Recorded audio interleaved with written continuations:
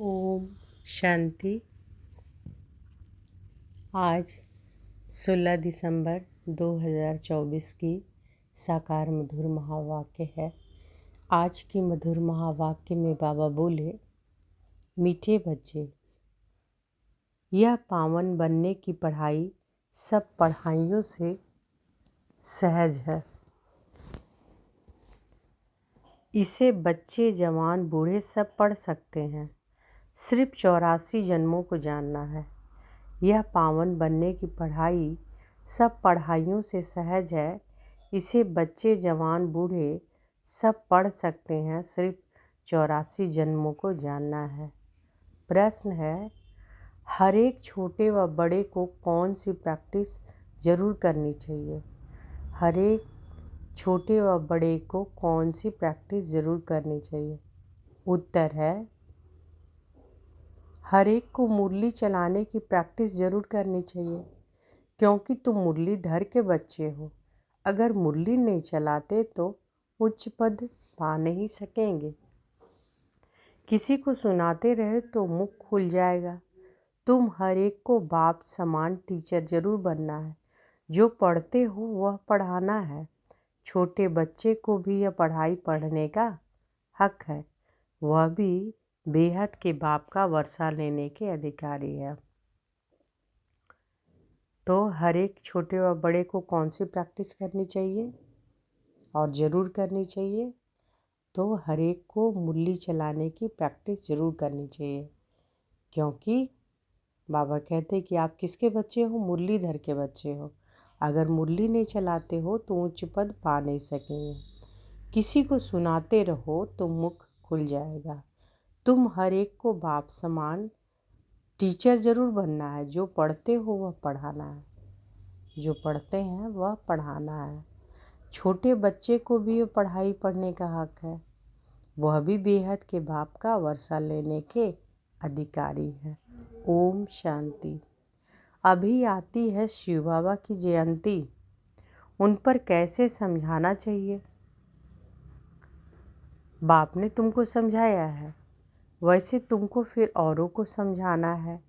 ऐसे तो नहीं कि बाबा जैसे तुमको पढ़ाता वैसे बाबा को भी सबको पढ़ाना है। शिव बाबा ने तुमको पढ़ाया है, जानते हो, इस शरीर द्वारा पढ़ाया है। बरोबर हम शिव बाबा की जयंती मनाते हैं। हम नाम भी शिव का लेते हैं। वह तो है ही निराकार। उनको शिव कहा जाता है। वो लोग कहते हैं कि शिव तो जन्म मरण रहित है, उनकी फिर जयंती कैसे होगी? यह तो तुम जानते हो कि कैसे नंबरवार मनाते आते हैं। मनाते ही रहेंगे तो उन्हों को समझाना पड़े।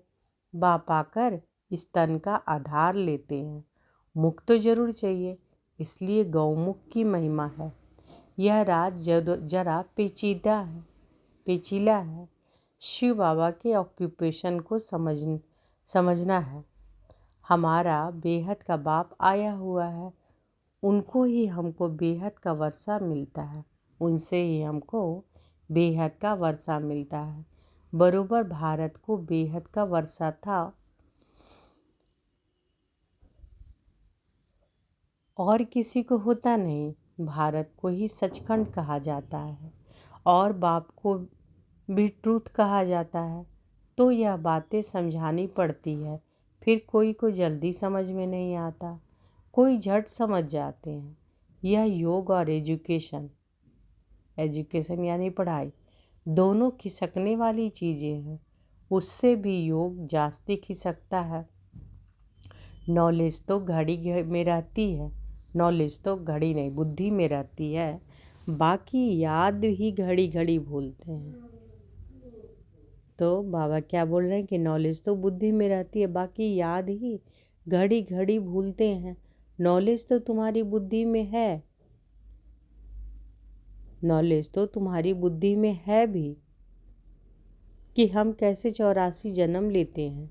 जिसको यह नॉलेज है वही बुद्धि से समझ सकते हैं कि जो पहले पहले नंबर में आते हैं वही 84 जन्म लेंगे।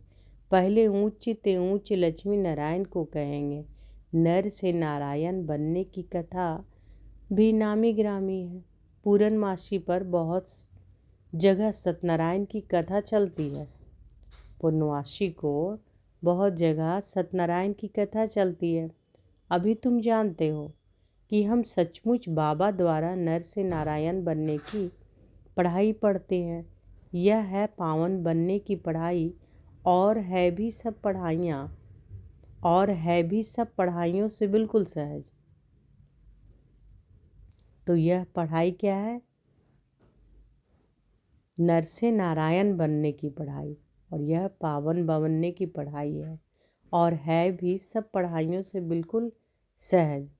84 जन्मों के चक्र को जानना है, और फिर यह पढ़ाई सबके लिए एक ही है। बूढ़े बच्चे जवान जो भी हो, सबके लिए एक ही पढ़ाई है। छोटे बच्चों को भी हक है।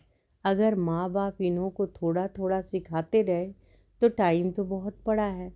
बच्चों को भी यह सिखाया जाता है कि शिव बाबा को याद करो। आत्मा और शरीर दोनों का बाप अलग अलग है। आत्मा बच्चा भी निराकारी है तो बाप भी निराकारी है। आत्मा बच्चा भी निराकारी है तो बाप भी निराकारी है। यह भी तुम बच्चों की बुद्धि में है कि वह निराकार शिव बाबा हमारा बाप है। कितना छोटा है वह, यह अच्छी रीति याद रखना है, भूलना नहीं चाहिए। हम आत्मा भी बिंदी मिसल छोटी है।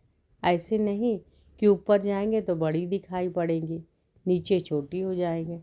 नहीं, वह तो है बिंदी। ऊपर में जाएंगे तो तुमको जैसे देखने में भी नहीं आएगा। बिंदी है ना, बिंदी क्या देखने में आएगी। इन बातों पर बच्चों को अच्छी रीति विचार भी करना है कि हम आत्मा ऊपर से आई हैं शरीर से पाठ बजाने। आत्मा घटती बढ़ती नहीं है। ऑर्गन्स पहले छोटे बड़े होते हैं। तो ऑर्गन्स जो शरीर जो है वो छोटा होता है ना, पहले छोटा होता है फिर बड़ा होता है। लेकिन आत्मा जो है वह बिंदी के जैसी है, ना वो बड़ा होती ना छोटा होती है। अभी जैसे तुमने समझा है वैसे फिर औरों को समझाना है। यह तो जरूर है कि नंबरवार जो जितना पढ़ा है उतना ही पढ़ाते हैं। सबको टीचर भी जरूर बनना है सिखाने लिए। बाप में तो नॉलेज है, वह इतनी छोटी सी परमात्मा है, सदैव परमधाम में रहते हैं। यहाँ एक ही बार संगम पर आते हैं। तो यह किसके बारे में बताया जा रहा है? बाबा खुद अपने बारे में बता रहे हैं कि बाबा जो है वह भी छोटी सी बिंदी समान है, वो है परमात्मा। और बाबा सदैव कहाँ रहते हैं? परम धाम में। एक ही बार आते हैं। कब आते हैं? संगम पर। बाप को पुकारते भी तब है जब बहुत दुखी होते हैं। कहते हैं कि आकर हमको सुखी बनाओ। बच्चे अब जानते हैं कि हम पुकारते रहते हैं। क्या पुकारते हैं? कि बाबा आकर हमको पतित दुनिया से नई सतयुगी सुखी पावन दुनिया में ले चलो, अथवा वहाँ जाने का रास्ता बताओ। वह भी जब खुद आवे तब तो रास्ता बतावे। वह आएंगे तब जब दुनिया को बदलना होगा। यह बड़ी सिंपल बातें हैं, नोट करना है। तो बाबा क्या नोट करने कह रहे हैं कि हम सब बच्चे क्या बोलते हैं? पुकारते हैं कि बाबा आकर हमको पतित दुनिया से नई सतयुगी सुखी पावन दुनिया में ले चलो, अथवा वहाँ जाने का रास्ता बताओ। वह भी जब खुद आवे तब तो रास्ता बतावे। वह आएंगे तब जब दुनिया को बदलना होगा। यह बड़ी सिंपल बातें हैं, नोट करना है। बाबा ने आज यह समझाया है कि हम भी ऐसे समझाते हैं। ऐसी प्रैक्टिस करते करते मुख खुल जाएगा। तुम मुरलीधर के बच्चे हो, तो बाबा कह रहे हैं कि जब ऐसे से समझाते रहोगे तो मुख खुल जाएगा। तुम मुरलीधर के बच्चे हो, तुम्हें मुरलीधर जरूर बनना है। जब औरों को कल्याण करेंगे तब तो नई दुनिया के उच्च पद पाएंगे। यह पढ़ाई तो है यहाँ के लिए, यह है भविष्य नई दुनिया के लिए। वहाँ तो सदैव सुखी सुख है। वहाँ 5 विकार तंग करने वाले होते ही नहीं। कहाँ की बातें कर रहे हैं? बाबा स्वर्ग की बातें कर रहे हैं कि जहाँ पर 5 विकार तंग करने वाले होते नहीं। यहाँ रावण राज्य अर्थात पराये राज्य में हम हैं। तुम ही पहले तुम ही पहले अपने राज्य में थे। तुम कहेंगे कि नई दुनिया, फिर भारत को ही पुरानी दुनिया कहा जाता है। गायन भी है कि नई दुनिया में भारत। ऐसे नहीं कहेंगे कि नई दुनिया में इस्लामी बौद्धी। नहीं, अभी तुम्हारी बुद्धि में है कि बाप आकर हम बच्चों को जगाते हैं। ड्रामा में पाठ ही उनका ऐसा है। भारत को ही आकर स्वर्ग बनाते हैं। भारत ही पहला देश है। भारत पहले देश को ही स्वर्ग कहा जाता है। भारत की आयु भी लिमिटेड है। लाखों वर्ष कहना, यह तो अनलिमिटेड हो जाता है। लाखों वर्ष की कोई बात स्मृति में आ ही नहीं सकी। नया भारत था, अब पुराना भारत ही कहेंगे। भारत ही नई दुनिया होगी। तुम जानते हो, हम अभी नई दुनिया के मालिक बन रहे हैं। बाप ने राय बताई है, मुझे याद करो तो तुम्हारी आत्मा नई प्योर बन जाएगी। फिर शरीर भी नया मिलेगा। आत्मा और शरीर दोनों सत्व प्रधान बनते हैं। तो बाबा क्या कह रहे हैं कि मुझे याद करो तो तुम्हारी आत्मा नई प्योर बन जाएगी। फिर शरीर भी नया मिलेगा। आत्मा और शरीर दोनों सत्व प्रधान बनते हैं। तुमको राज्य मिलता ही है सुख के लिए। यह भी ड्रामा अनादि बना हुआ है। नई दुनिया में सुख और शांति है। वहाँ कोई तूफान आदि नहीं होते। बेहद की शांति में सब शांत हो जाते हैं। यहाँ है अशांति तो सब अशांत है। सतयुग में सब शांत होते हैं। वंडरफुल बातें हैं ना। यह अनादि बना बनाया खेल है। यह है बेहद की बातें। वह हद की बैरिस्ट्री, इंजीनियरिंग आदि पढ़ते हैं। अभी तुम्हारी बुद्धि में बेहद की नॉलेज है। एक ही बार बाप आकर बेहद ड्रामा का राज समझाते हैं। आगे तो यह नाम भी नहीं सुना था कि बेहद का ड्रामा कैसे चलता है। अभी समझते हो। सतयुग त्रेता जरूर, वह पास्ट हो गया है। उसमें उनका राज्य था। त्रेता में राम राज्य था। पीछे फिर और धर्म है। इस्लामी, बौद्धिक, क्रिश्चियन, सब धर्मों का पूरा मालूम है। यह सब 2500 वर्ष के अंदर आए हैं। उसमें 1250 वर्ष कलयुग है। सब हिसाब है ना। वैसे तो नहीं कि सृष्टि की आयु ही 2500 वर्ष है। नहीं। अच्छा, फिर और कौन था? विचार किया जाता है। इन्हों के आगे बरोबर देवी देवता वह भी थे, तो मनुष्य ही। तो बाबा क्या बता रहे हैं कि यह सब 2500 वर्ष के अंदर आए हैं, है ना। उसमें 1250 वर्ष कलयुग है। सब हिसाब है ना। ऐसे तो नहीं कि सृष्टि की आयु ही 2500 वर्ष है। नहीं। अच्छा, फिर और कौन था? विचार किया जाता है। इन्हों के आगे बरोबर देवी देवता वह भी थे। वह भी तो मनुष्य ही थे, परंतु दैवी गुणों वाले थे। सूर्यवंशी, चंद्रवंशी 2500 वर्ष में, बाकी आधा में वह सब थे।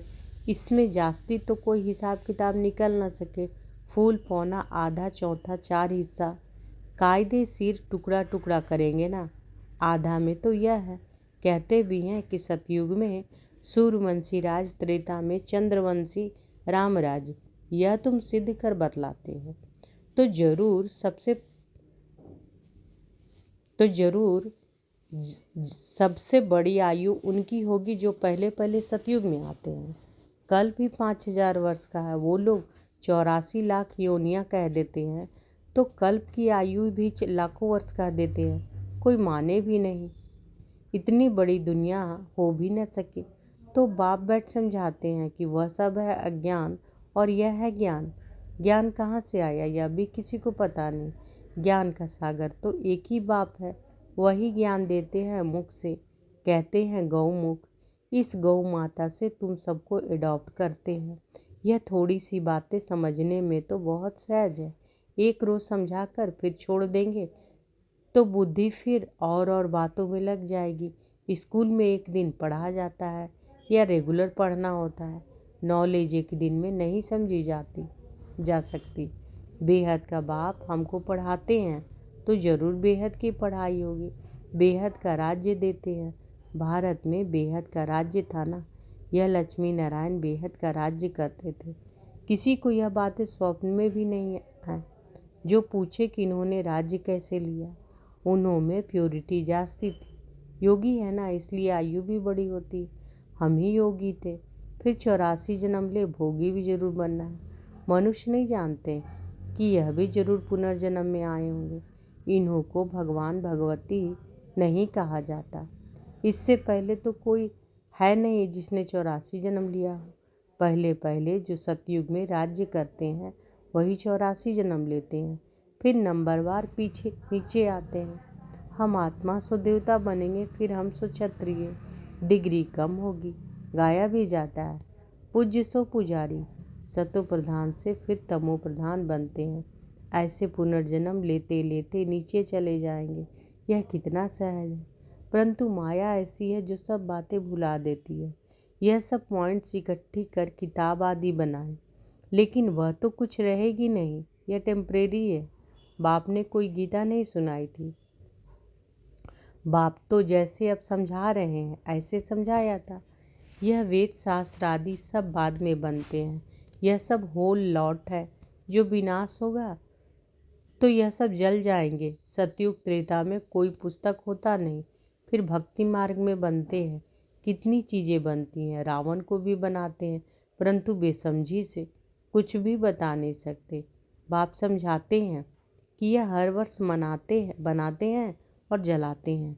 जरूर यह बड़ा दुश्मन है, परंतु दुश्मन कैसे है यह कोई नहीं जानते।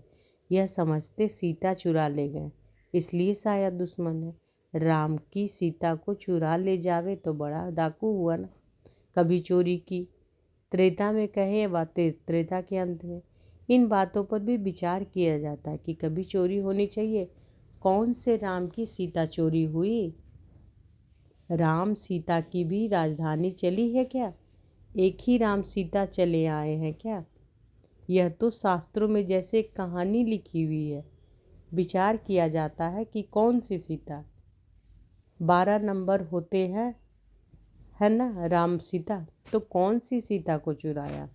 जरूर पिछाड़ी का होगा। यह जो कहते हैं कि राम की सीता चुराई गई, अब राम के राज्य में सारा समय एक ही राज्य तो नहीं होगा, जरूर डिनास्टी होगी। तो कौन से नंबर की सीता चुराई? यह सब बहुत समझने की बातें हैं। तुम बच्चे बड़ी शीतलता से किसी को भी यह सब राज समझा सकते हो। तो बाबा क्या कह रहे हैं कि कौन सी सीता को चुराए, यह सब राज जो है यह सब तुम बहुत ही शीतलता से समझा सकते हो।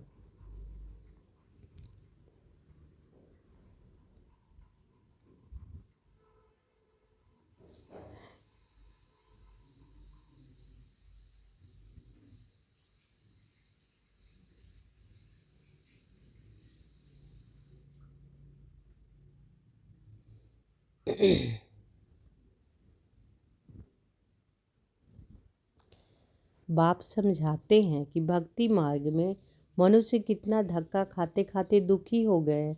जब अति दुखी होते हैं तब रड़ियाँ मारते हैं कि बाबा इस दुख से छुड़ाओ। रावण तो कोई चीज़ नहीं है ना, रावण तो कोई चीज़ नहीं है। अगर है तो अपने राजा को फिर हर वर्ष मारते क्यों हैं? रावण की जरूर स्त्री भी होगी। मंदोदरी दिखाते हैं, मंदोदरी का बुत बनाकर जलाएं। कभी ऐसा कभी देखा नहीं है। तो बाप बैठ समझाते हैं कि यह है झूठी माया झूठी काया। अभी तुम झूठे मनुष्य से सच्चे देवता बनने बैठे हो। फर्क तो हुआ ना। वहाँ तो सदैव सच बोलेंगे, वह है सच्चखंड, यह है झूठखंड। सचखंड कहाँ है? स्वर्ग में। तो झूठ ही बोलते रहते हैं। तो बाबा क्या कह रहे हैं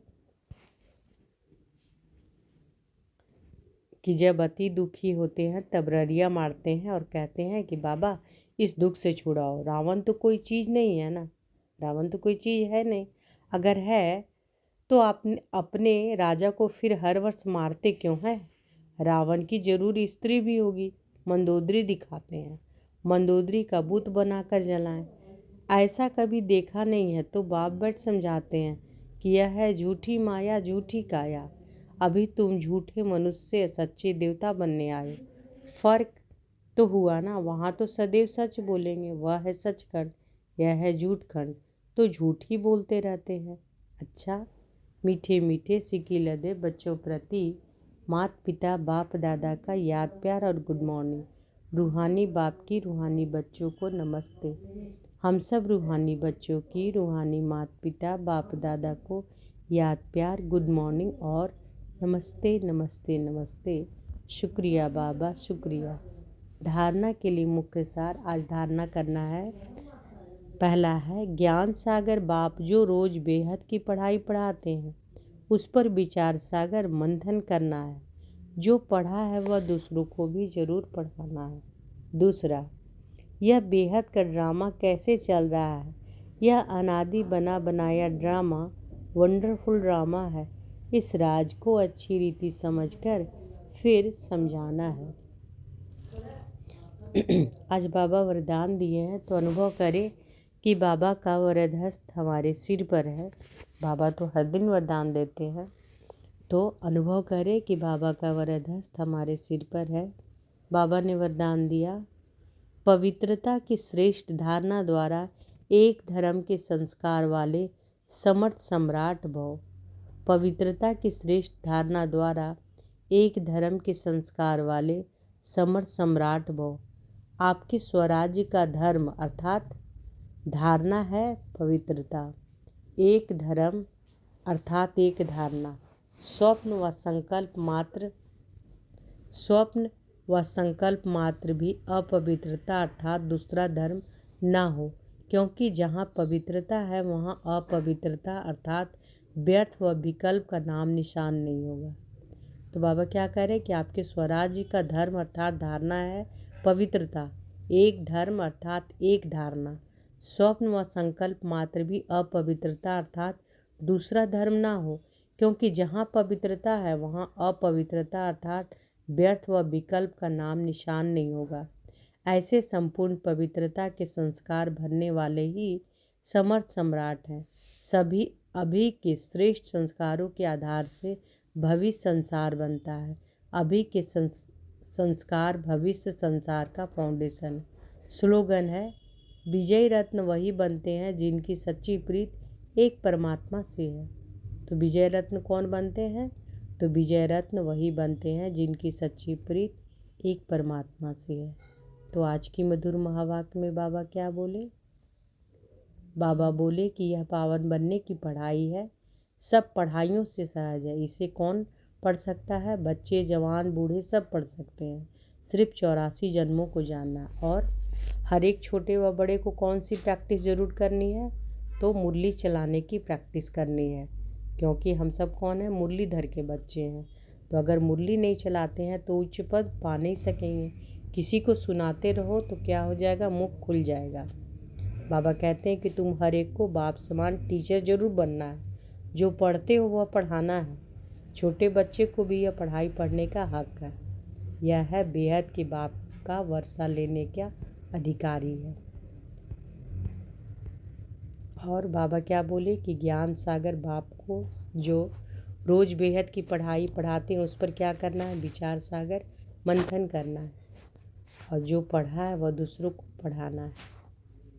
और विजयी रत्न वही बनते हैं जिनकी सच्ची प्रीत एक परमात्मा से है। अच्छा, शुक्रिया बाबा, शुक्रिया। ओम शांति।